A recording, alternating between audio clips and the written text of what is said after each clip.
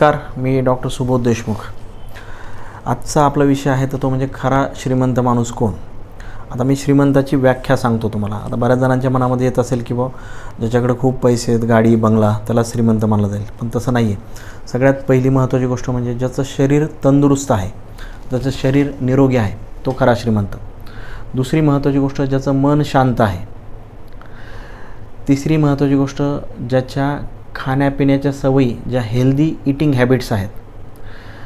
चौथी महत्त्वाची गोष्ट म्हणजे ज्याच्या घरातलं वातावरण आनंदी आहे।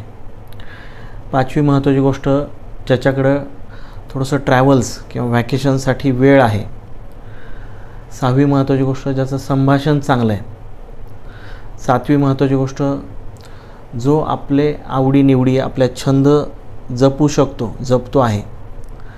आणि सातवी महत्त्वाची गोष्ट ज्याच्याकडं थोडासा वेळ आपल्या मित्रांसाठी देण्यासाठी आहे, आपल्या कुटुंबासाठी देण्यासाठी थोडासा वेळ आहे, ही व्यक्ती खरी श्रीमंत आहे। धन्यवाद।